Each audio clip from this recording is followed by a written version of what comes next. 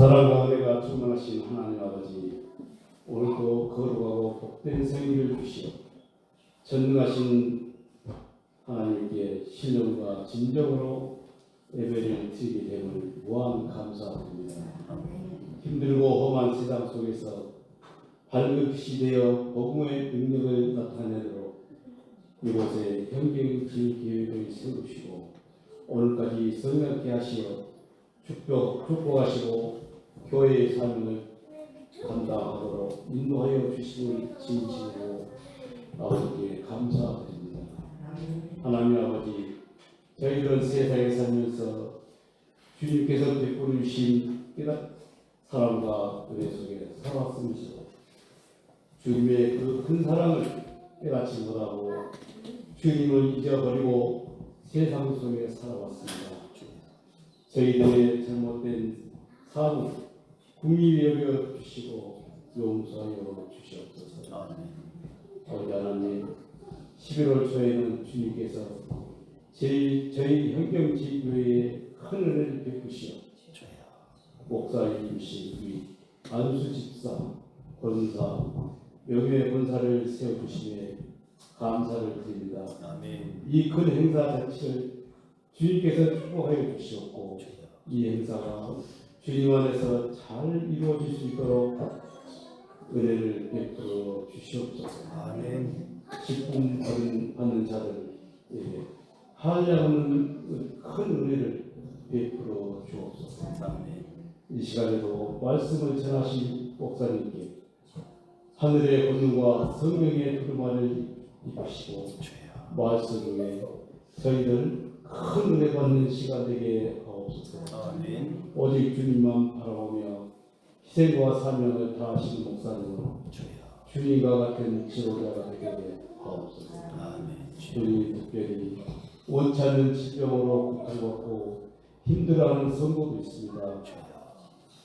이 시간 우리 주님께서 많은 병자를 고치시는 기적과 이적을 우리 교회에 아래 베풀어 주셔서 치유받고 기쁨으로 살아가게 하옵소서. 예배를 위하여 봉사하는 손길들을 기억하여 주시고 정성을 모아 수고할 때마다 하늘의 신령한 복으로 채워주시옵소서.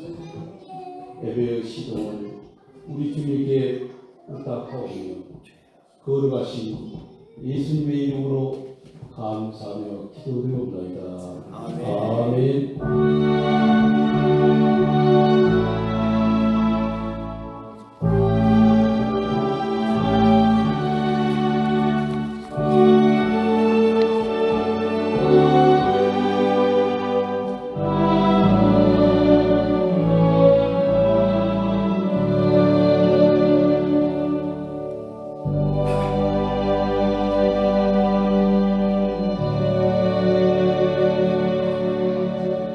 하나님의 말씀 마태복음 22장 34절에서 40절 말씀입니다. 신약성경 38쪽 마태복음 22장 34절에서 40절 말씀.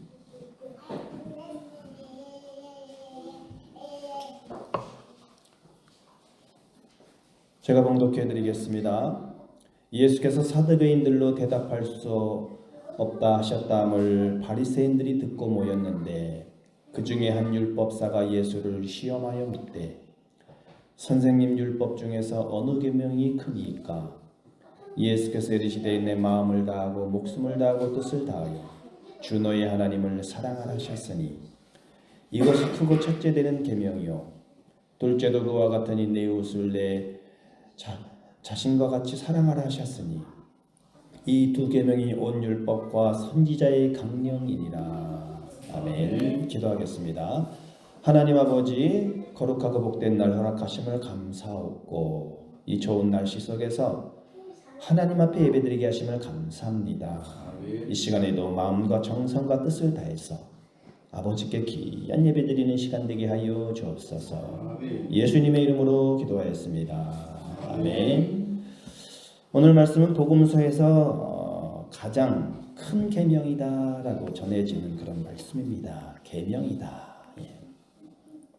가장 큰 계명이다. 계명이라는 게 뭐냐? 계명이라는 것은 이제 하나님께서 그 백성들이 일상생활에서 지키도록 명하신 하나하나, 그게 계명이에요. 그 일상을 살아가면서 지키도록 명하신 게 계명이다. 그래서 이스라엘 백성들은, 유대인들은 그 계명 중에서 이제 그 알맹이를 모아서 10가지를 딱 한 게 10계명이다. 이제 그런 것이죠. 많은 계명 가운데 알맹이가 이제 10계명이다.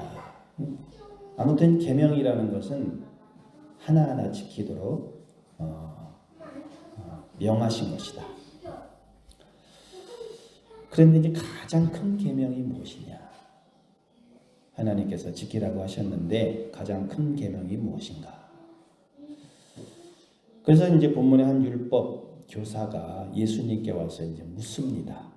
선생님, 율법 중에서 어느 계명이 크니까? 이렇게 물어봤어요. 율법 중에서 어느 계명이 큽니까? 이렇게 물어봤는데 이게 좀 몰라서 물어본 게 아니고 은근히 예수님을 좀 시험하고자 하는 그런 뜻이 있어요. 자꾸 예수님을 어떻게든지 좀 넘어뜨리려고 하는 그런 마음이 있지요. 그래서 예수님을 시험하기 위해서 그 중에 한 율법사가 예수를 시험하여 묻되, 그러니까 예수님이 뭘 가르치시기만 하면은 이 바리새인들과 사두개인들이 번갈아 가면서 예수님을 공격을 해요. 예수님을 계속 시험을 하는 거예요. 예수님을 시험해서 막 흔드는 거예요. 그러니까 이 사두개인들이라고 있어요. 사두개인들이 이제 부활을 믿지를 않아요. 그런데 부활을 믿지 아니하는 그런 사두개인들이 부활과 관련해서 어리석은 질문으로 주님을 공경에 빠뜨리고자 했습니다. 부활이 없다 하는 사두개인들이 그날 예수께 와서 물어 이르되, 그러니까는 그것을 물으니까 예수님께서 말씀 한 번으로 쫙 정리를 해주셨어요. 예수께서 사두개인들로 대답할 수 없게 하셨다함을 바리새인들이 듣고 모였는데, 그러니까 예수님이 말씀을, 부활에 대한 말씀을 쫙 해주시니까 사두개인들이 대답을 할 수가 없는 거예요. 야, 예수님께서 이렇게 놀랍게 이렇게 말씀을, 그러니까 어떻게든지 이 사람들은 이제 예수님을 어떻게든지 주님의 권위 흠집을 내고 위신을 추락시켜서 그 사회에서 이제 매장을 시키도록 그렇게 이제 한 것이죠. 그러니까 이 종교 지도자들이 예수님의 인기가 높아지니까 백성들의 주목을 받고 추정을 받는 것에 대해서 상당한 위기감을 느끼는 거예요. 종교 지도자들이. 그래서 계속 흠집을 내려고 공격을 하는 거예요.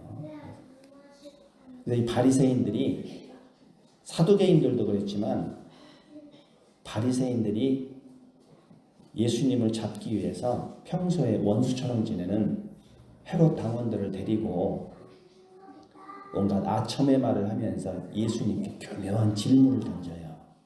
겉으로는 예수님을 이렇게 딱 칭찬하는 것 같으면서도 예수님을 넘어뜨리려고 딱 질문을 던지는데, 어떻게 하면 저 예수를 넘어뜨리게 할까 이렇게 상의를 하면서 아주 또 점잖게 이렇게, 선생님, 우리는 선생님이 참 진실하신 분이신데 참 사람을 겉모양으로 판단하지 않기 때문에 아무도 꺼리끼지 않고 하나님의 진리를 참으로 가르치시는 분인 줄로 믿습니다. 그래서 선생님의 의견을 좀 듣고 싶은데 하면서 이렇게 부드럽게 하면서 바리새인들이 예수님에게 딱 질문하는데, 어떤 질문하냐면 예수님을 넘어뜨리게 하려고 하는 거예요. 예수님을 이런 질문하는 거예요. 예수님에게 가이사에게 세금을 바치는 것이 옳으니까 옳지 아니하나이까 하니. 참 곤란한 질문이에요. 가이사는 이제 로마의 황제인데 로마의 황제에게 세금을 바치는 것이 그게 옳은 일입니까? 아닙니까? 그러니까 한마디로 함정입니다. 함정. 어떤 대답을 하더라도 당하게 돼 있어요. 이 가이사는 로마의 황제이기 때문에 내라 그럴 수도 없고 내지 말라 그럴 수도 없고, 선생님의 의견을 좀 듣고자 하는, 아주 점잖게 물어보면서 예수님을 넘어뜨리려고 하는 게, 황제에게 세금을 내는 것이 합당합니까? 합당하지 않습니까? 이렇게 물어보는 거예요. 그러니까 로마 제국이 이제 당시에 세계를 다스렸으니까 뭐 통행세도 있고 관세, 뭐 수출하고 수입하는 것에 대한 물품에 대해서 세금도 물리고 뭐 별 세금이 다 있어요. 그런 세금, 수많은 세금이 있는데 유대인들도 이제 로마의 지배를 받고 있었기 때문에 세금을 내야 돼요. 근데 아이들하고 늙은이들만 이제 제외시켰는데, 그러니까 유대인들은 좀 수치스럽게 여겼어요. 세금을 내는 거. 왜? 우리가 이제 로마에 종속되었다는 것을 알리는 거니까 좀 수치스럽게 여겼는데, 이스라엘 그 사람들 안에 열혈당원이 있어요. 열혈당원이 뭐냐면은 세금을 내지 말자. 로마 제국에 대해서 무력으로 대항하고 이스라엘을 자주 독립하자. 그런 열혈당원들은 세금을 내지 못하게 하는 거거든요. 그러니까 가이사에게 만약에 황제에게 세금을 바치는 것이 옳다 그러면 민족의 반역자가 되는 대답이에요. 그리고 또 가이사에게 세금을 내지 말아라 그러면 로마 제국에 대항하는 자로 또 몰아가서 헤롯 당원들 데려갔으니까 예수님을 이제 체포하려고 자꾸 이렇게 넘어뜨리려고 하는 거예요. 예수님이 그 마음 다 아시고 그들에게 이렇게 말씀하셔요. 그들의 악함을 하시고 외식하는 자들아, 너희가 어찌 나를 시험하느냐? 이 위선자들아, 너희들이 어찌 내 속을 떠보느냐 하면서 그 세금 낼 돈을 가져와 보라 그랬어요. 세금 낼 돈을 가져와 보라. 그들이 이제 한 데나리온 한 잎을 딱 가져와요. 딱 가져오면서 이렇게 보니까 그 데나리온에 로마의 황제가 딱 그려져 있어요. 그러니까 예수님께서 이렇게 대답을 하십니다. 이 초상과 글자는 누구의 것이냐? 가이사의 것입니다. 그러니까 그런즉 가이사의 것은 가이사에게, 하나님의 것은 하나님에게 바치라. 이렇게 딱 명대답을 하시는 건 명대답이에요. 그러니까 이 사람들이 이제 탈복하면서 예수님을 이제 떠났는데, 그래도 어떻게든지 예수님을 넘어뜨리려고 해요. 넘어뜨리려고. 그래서 바리새인들이 쉽게 물러갈 사람들이 아닙니다. 그래서 이번에는 이제 아주 율법에 정통한, 아주 정말 저 예수라는 사람이 하나님을 경외하는지 안 하는지 확인하고자 율법 선생을 앞세워서 예수님을 시험하는 거예요. 예수님을 뭐라고 시험하냐면, 선생님, 율법 중에서 어느 계명이 큽니까? 어느 계명? 율법에서 가장 큰 계명이 무엇입니까? 가장 중요한 계명이. 율법이 계명이 있는데 그 중에서 가장 큰 계명이 무엇입니까? 가장 큰 계명이 뭘까? 이것도 참 예수님을 넘어뜨리게 하는 그런 질문이에요. 어느 계명이 가장 큽니까? 당시 유대인들은 이제 율법을 613개로 나눴는데 248개의 중요한 율법, 또 365개의 덜 중요한 율법, 이렇게 나눴는데 하라는 그런 내용이 이제 248개, 하지 말아라 그러는 게 이제 365개. 그래서 이제 613개의 계명이 있는데 어느 계명이 제일 크냐 이거예요. 어느 계명이.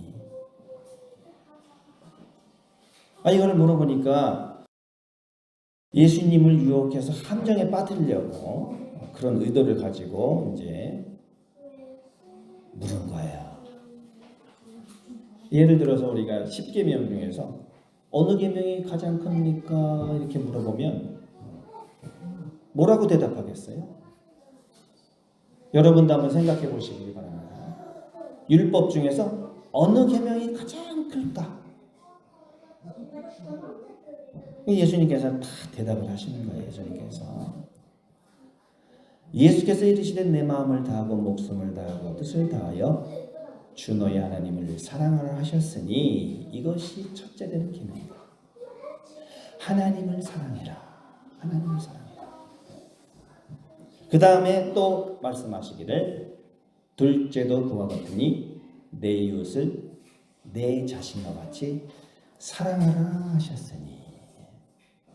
그러니까 이 두 계명이 하나님을 사랑하고 이웃을 사랑하는 것이 온 율법과 선지자의 강령입니다. 강령이라고 하는 것은 아주 근본이 되는 줄거리다. 골자다. 정신이다. 이거 정신. 아주 본뜻이다. 이 두 계명, 온 율법과 선지자는 이제 구약 성경의 전체의 아주 골자다 이거죠. 이 두 가지다. 하나님을 사랑하고 이웃을 사랑해라. 여기 예수님께서 대답하실 때 몇 계명이 중요하다, 이것이 중요하다 이렇게 얘기한 것이 아니라 오직 사랑이다. 사랑. 사랑이 율법과 예언서의 정신이다. 구약 성경 전체가 사랑을 중심으로 해야 된다. 사랑. 우리가 말씀을 지키는 것도 사랑이 중요하다. 유대인들이 율법을 지키는 것도 사랑 때문이야. 사랑 때문에. 여러분, 하나님을 사랑하고 이웃을 사랑하고 나 자신을 사랑하고 사랑의 본질은 다 똑같기 때문에 한 가지 사랑에서 다른 사랑으로 쉽게 넘어갈 수가 있어요. 하나님을 사랑하는 자는 이웃을 사랑하고 나를 사랑하고 어느 하나에서 시작하면 다 사랑할 수 있어요. 그러니까 사랑이 제일 중요하다. 사랑이. 그러면서 예수님께서 뭐라고 말씀하시냐면 둘째도 그와 같으니 내 이웃을 내 자신과 같이 사랑해라. 이웃 사랑도 똑같다. 동등한 가치다. 그러니까 하나님 사랑하는데 이웃을 사랑하지 않는다? 그건 아니라는 거예요. 바리새인들이 하나님께 의무를 다하면 사람에 대한 의무를 소홀히 해야 된다고 가르쳐요. 근데 그게 아니라 그게 중요하다. 똑같다. 하나님을 사랑하듯이 이웃을 사랑하는 것도 그와 같다. 똑같다. 그러면 예수님께서 왜 이 사랑을 말씀하셨을까? 왜 사랑이 이렇게 중요한가?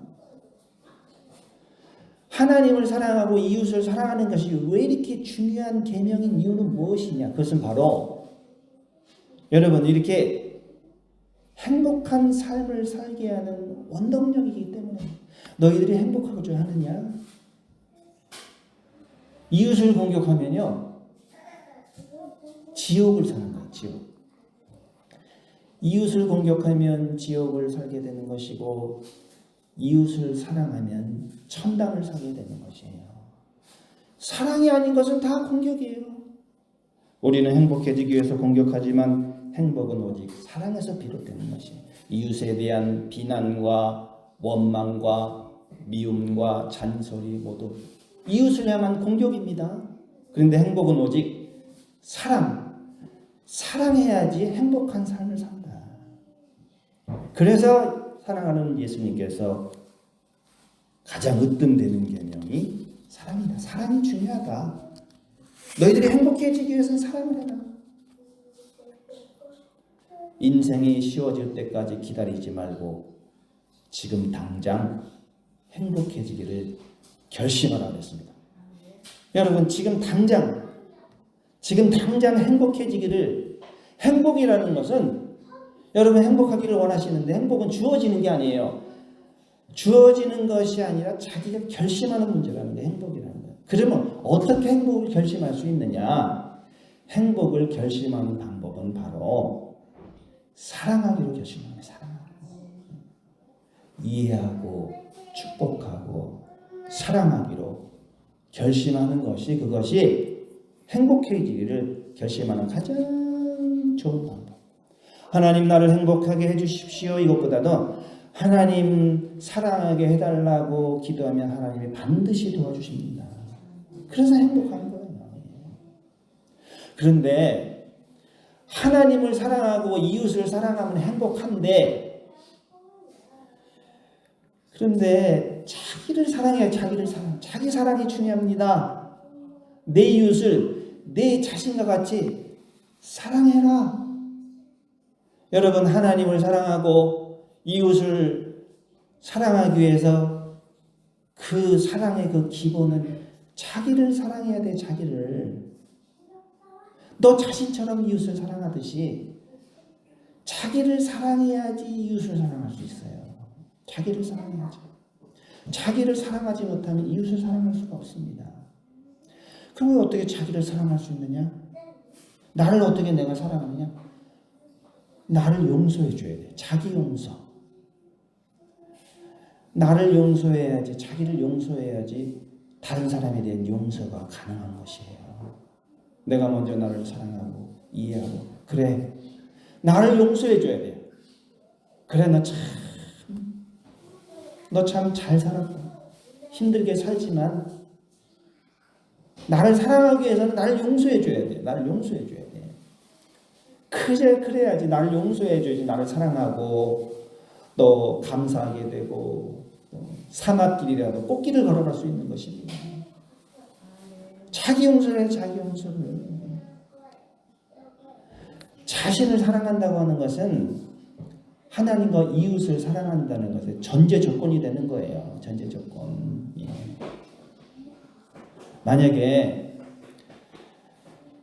자신을 사랑하지 못하면요, 자신이 가지지 못한 것을 타인에게 줄 수가 없어요. 내가 나를 사랑하지도 않는데 내가 어떻게 이웃을 사랑합니까? 내가 나를 용서하지 않는데 내가 어떻게 이웃을 용서할 수 있어요? 내가 없는 걸 어떻게 줄 수가 있겠습니까? 그러니까 내가 나를 먼저 사랑해야 됩니다. 내가 내 이웃을 내 자신과 같이 사랑해라. 나를 사랑해. 여러분, 부족하지만 참 못나지만 참 어떻게 보면 아무 쓸모없는 것 같고 부족한 것 같지만 그래도 하나님이 나를 이렇게 만들어 주셨으니까 나를 사랑하고, 나를 사랑하기 위해서 나를 용서해 줘야 돼. 내가 이렇게 실수가 많고 허물이 많고 죄가 많고, 여러분 자신에 대해서 어떻게 생각하시나요? 자신에 대해서 이미지가 좀 긍정적이라면 인생을 아름다운 것으로 이해를 하게 되고, 세상이 그렇게 아름다울 수가 없습니다. 사는 게 기쁘고 즐겁고 행복하고. 그런데 자신에 대한 이미지가 부정적이라면 인생이 고통스럽습니까? 여러분은 스스로를 어떤 사람이라고 생각을 하십니까? 세상에 필요 없는 사람입니까? 아무 쓸모없는 그런 인생이십니까? 나는 과연 어떤 사람인가? 하나님이 나를 이렇게 사랑해 주셨구나. 이게 자신에 대한 자각은 하나님과의 관계까지 그대로 적용이 돼요. 예. 긍정적으로 생각하시기 바랍니다. 하나님께 불평하지 마시고 원망하지 마시고, 하나님이 나를 굶어 죽지 않게 내버려 두지 않을 것이다. 하나님이 나를 도와주실 것이다. 나는 하나님의 도움을 받을 만한 존재야. 그래서 스스로를 소중하게 여기는 그런 마음이 필요합니다. 소중하게 여기십시오. 소중하게. 여러분, 나라는 사람이 참 부족하지만 그래도 나 같은 죄인을 위해서 예수님께서 십자가에 달려 죽으셨는데 그런 마음을 가질 때 내 인생은 참 아름답고 즐겁고, 여러분 우리가 성장하지 못하는 게 내 안에 있는 열등감, 자신감을 상실하고 자존감이 낮고, 이게 나를 가로막아요. 나를 가로막아. 가로막지 말고 긍정적으로, 하나님이 나를 사랑하시는 거, 그러면 내가 하나님이 나에게 주신 소명의 말씀을 잘 또 내가 더 들을 수 있고 더 성장할 수가 있어요. 하나님이 나를 사랑하시니까 이렇게 안수집사로 세워주시는구나. 권사로 세워주시는 거 아무나 세워주는 거 아닙니다. 여러분, 명예권사 아무나 세워주는 것이 아닙니다. 우리 두 분 나이가 드셨지만 두 분을 그래도 명예권사로 세워드리는 것은 하나님이 사랑하시고 아직도 사명이 있고 기도해라. 하나님 사랑해라. 내가 너를 사랑한다. 아멘. 이렇게 세워주시는 줄로 믿습니다. 아멘. 그러면은 그 내적인 충만함으로 하나님을 온 마음으로 내가 사랑할 수 있게 되고 또 이웃을 또 내 몸처럼 사랑할 수 있게 되는 것입니다. 아멘. 그러니까 내 몸을 사랑하시고 나를 위한 기도를 하세요. 나를 위한 기도. 하나님이여 내게 은혜를 베푸소서. 내게 은혜를 베푸소서. 다윗처럼 하나님 내게 은혜를 베푸시고 긍휼히 여기시고 긍휼히 여겨 주옵소서. 존재감의 회복을 위한 기도에 하나님 내게.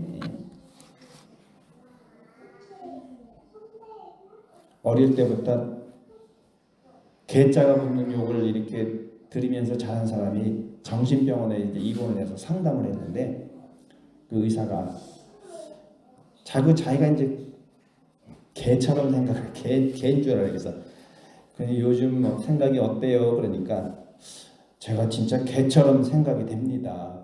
자기가 개 같다는 거야. 맨날 개만 듣고 왔으니까 개 욕만 듣고 왔으니까. 그러니까 의사가 그럼 언제부터 그런 생각이 들었나 그러니까 이제 강아지 때부터요. 강아지 때부터. 나 자신을 참 소중한데 하나님 내게 은혜를 베풀었소서. 그 내적인 충만함으로 하나님이 나를 사랑하신다고 하는 도와주신다는 그 충만함으로 하나님을 온 마음으로 이웃 동안 내 몸처럼 사랑할 수 있기를 축원합니다.